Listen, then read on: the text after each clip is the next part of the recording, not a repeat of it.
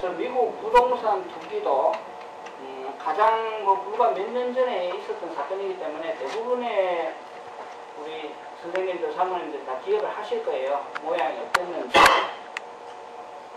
그 당시에 방만한 신용관리, 그래서 비전통적 모기지, 일반적으로 30년 고정이 전통적 모기지인데요. 비전통적 모기지를 많이 이용을 했고요. 로우 다운 페이먼트, 아니면은 제로 다운, 이런 걸 해서 부동산을 매입을 많이 했습니다. 그리고 이지닥이라는 얘기 아주 웃기는 거죠. 내가 어떤 사람이다 하고 써주는데 은행 베리파이 안 하고 돈 내주는 거죠. 그래서 우스갯소리가 있지 않습니까? 거지가 100만 불짜리 저택을 살 수 있는 나라가 미국입니다. 그렇죠. 거지가 은행에 갑니다. 가가지고 은행 아저씨, 나 100만 불짜리 집을 하나 사야 되겠는데 요렇게 생긴 집이에요. 요렇게 생긴 집인데 이거 나는 돈 한 푼 안 낼 테니까 당신이 100만 불 다 빌려주시오. 그러면 은행이 당신이 누군데요? 이럴 거 아닙니까? 그러면 내가 누군지 이거 써왔어요. 이거 베리파이 하면 안 돼요. 줍니다. 근데 은행이 그렇습니까? 돈을 내줬다니까요. 이런 일이 우리 주위에 일어나면요, 뭔가 잘못되어 있거나 이거 큰일 났구나 하고 정신을 바짝 차리셔야 되는 거예요. 거기에 휩쓸려 들어가면 안 되는 거예요. 그래서 그런 사건들이 많이 있었고요. 방만한 재무관리, 가계부채는 점점 올라갑니다. 점점 올라가고, 그 다음에 탐욕적인 자산관리, 라인 오브 크레딧 내고요. 에피티 빌려가지고 차도 사고 사업도 확장하고 이렇게 많이 하는 겁니다. 또 좋은 옷 사고 이렇게 소비 지출 늘리고.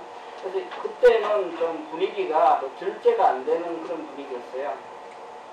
그 다음에 특징이 4번이 이 파생상품이라는 말이 나오는데요.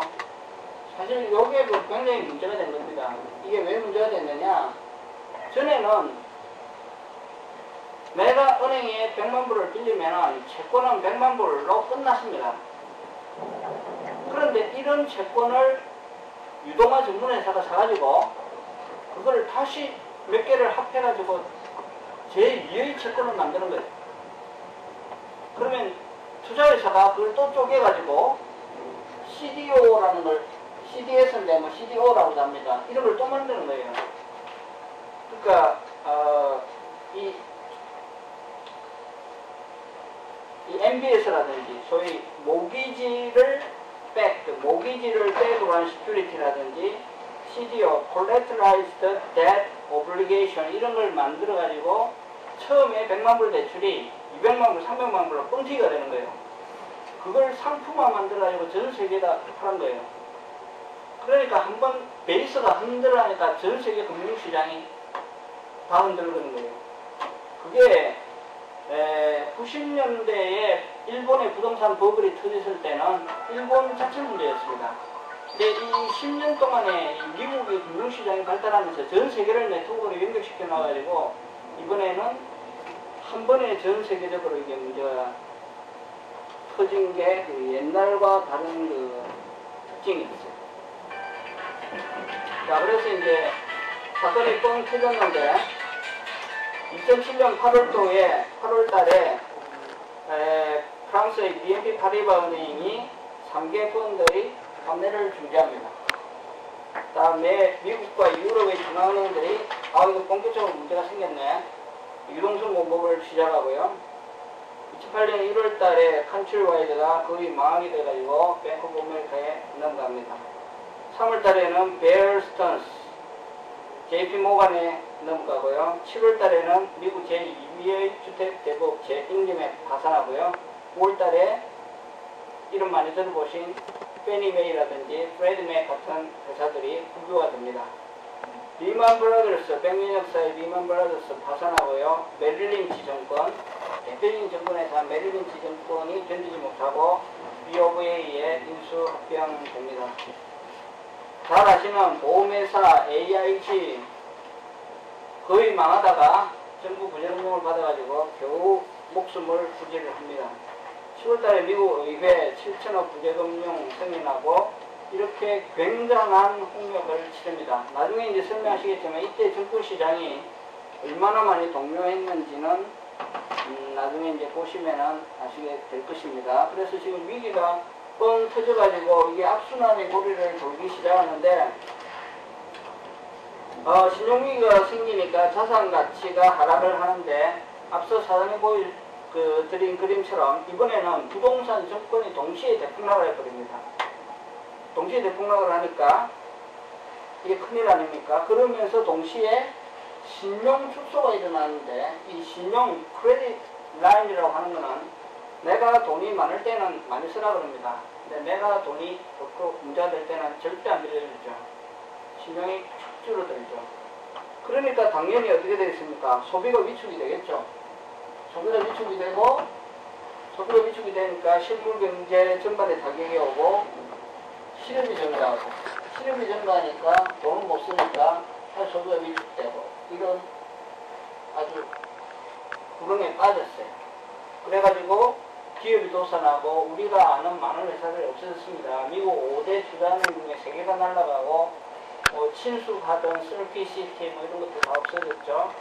많은 회사들이 문을 닫고 실업 대란이 일어나서 실업률이 10.4%까지 올라갔는데 26년 최고치였고 소비 위축되고 자산 감소되고 또 사업하시는 분들 다 느끼셨겠지만 사업도 굉장히 고통을 많이 받았지 않습니까? 그러니까 굉장히 안 좋은 시기가 벌어진 건데 그 이유는 아까 설명드린 것처럼 너무 과했던 겁니다. 그 부동산 버블이 너무 과했을 때 한 번에 터지니까 이런 사태가 일어난 겁니다. 그래서 정부는 이거를 타결하기 위해서 적극적으로 대응을 했는데 첫째가 공격적인 금리 인하죠. 공격적인 금리 인하를 실시를 하는데 그래서 미국 역사 최초의 제로금리 시대를 열었다. 근데 여기 이제 유명한 공식이 하나 있는데요. 실질금리, 즉 금융비용이라고 하는 것은 명목금리 마이너스 인플레이션이다. 그래서 명목금리를 아무리 낮춰도 디플레이션이 일어나면은 금융비용은 증가한다. 이게 뭐 어려운 것 같지만 사실 별로 어려운 건 아닙니다. 마이너스 인플레이션인데 디플레이션이라는 말 자체는 마이너스 인플레이션이 그게 아니라 플러스가 되는 거거든요. 그래서 예를 들어서 내가 은행에 가가지고 50만 불을 빌려오는데 5%의 명목금리를 주기로 약속을 합니다. 그러면 내가 1년 동안에 2만 5천 불만 은행에 갖다 주면 되잖아요. 그래서 50만 불 가져다가 5등분 해가지고 10만 불짜리 가게를 5개를 샀는데 디플레이션이 일어났어요. 디플레이션이 일어나가지고 10만 불짜리 산 가게가 반토막이 됐어요. 5만 불밖에 안 해요. 그러면 나는 2만 5천 불을 은행에 갚으면 되는 게 아니라 이 하락한 25만 불까지 다 내가 뒤집어 쓰는 거죠. 그러니까 난 몰라 이제 이렇게 되죠. 그러니까 실제로 금융비용이 엄청 증가해버리는 겁니다. 그 반면에 인플레이션이 일어나면 어떻게 됩니까? 인플레이션이 일어나면은 내가 50만 불어치 가게를 샀는데 75만 불이 됐어요. 올라가지고. 기분이 굉장히 좋은 일 아닙니까? 그래서 팔았더니 75만 불이 되니까 25만 불이 남았어요. 그러면 은행 돈, 이자 주고도 내가 돈이 많이 남잖아요. 그럼 나는 기분 좋은데 이런 일이 계속되면 어떻게 됩니까? 이 은행이 이제 망하는 겁니다. 은행이 안 망하려면 어떻게 됩니까? 명목금리 올려버려야죠. 그러니까 인플레이션으로 이게 꺾였다 그러면은 정부는 아무리 하기 싫어도 무조건 금리 인상을 해야 됩니다. 그래서 이 디플레이션이나 디플레이션이 와도 안 되고 인플레이션이 와도 안 됩니다. 굉장히 어려운 거예요, 지금. 굉장히 어렵게 이걸 맞춰가는 거예요. 그래서 그 CPI 같은 그런 자료를 보시면은요, 소비자 물가지수 자료를 보시면은 지금 현재는 아주 절묘하게 균형을 잡으면서 가고 있습니다. 그래서 소파 정부가 대단히 많은 노력을 기울여서 상당한 컨트롤을 해나가고 있다 하는 게 이제 제 생각이고요. 그 다음에 이제 막대한 구제금융을 했고요. 7조 달러 직접 간접 사업해서, 그 다음에 재정 지출에 의한 경기 부양을 많이 해서 재정 적자가 많이 커졌는데, 작년 경우에 1.3 트릴리언이니까 꽤 큰 규모가 됐어요. 큰 규모가 됐는데, 그게 연속으로 27개월인데 그 역사적으로 제일 길다고 합니다, 지금.